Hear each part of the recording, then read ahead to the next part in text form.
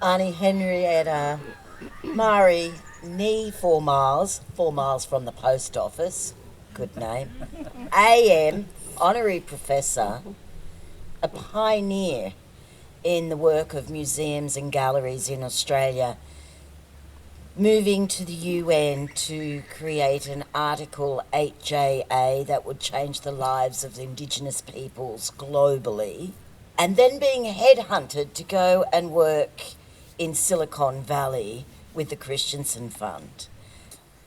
As a child being born on a reserve and a mission, I grew up knowing every aspect and elements of my culture and tradition and language. And that was through my great-grandmother. Living in the culture and understanding and knowing everything gave me the strength of who I am and and where I would go in the future. I guess I grew up with very strong women. We moved to Mareeba and one of my grandmothers came to visit us. Because of the heat in that region, we'd go out, we'd open all the doors, and my grandmother would come behind us and close all the doors and windows. And when I said to her, Granny, why are you doing this? She said to me, and I will never forget this, because those white fellas will come and take you away. Now, this was in the 70s. So what she gave me that day was who she was, and my other grandmother as well, was that they had been torn away from their mothers and their siblings at a very young age of 8 or 9 years old and kidnapped and put onto reservation. And the irony of it all was that it was legal for the kidnapping to take place based on the Aborigines Protection and the restriction of the sale of Opium Act. So here I believe that that was a deliberate and a legal process. So what I then realised was that I'd grown up with very strong women and men in our family, but the women, in terms of the impact of the lives which they led, the resilience which they had to get through and survive being put on a reserve and away from their families.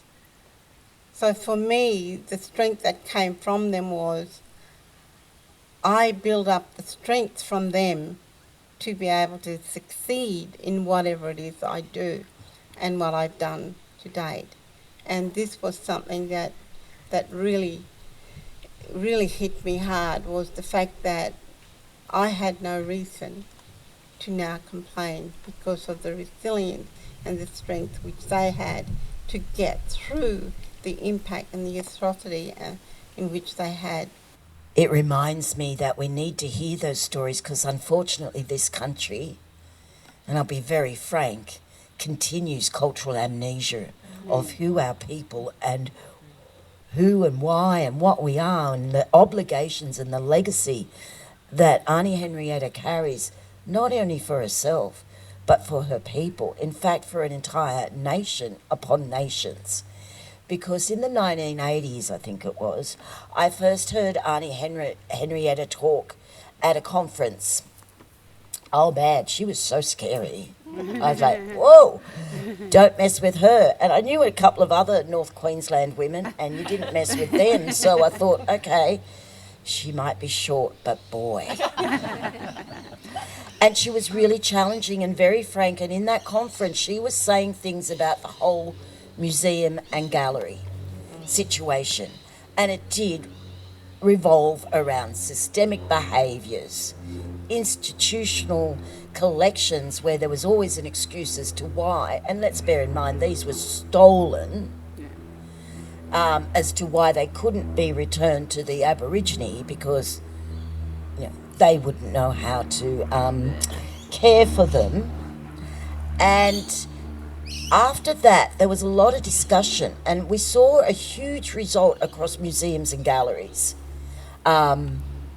that changed. In most museum and galleries now, there are Aboriginal units and curators and collectors and so forth.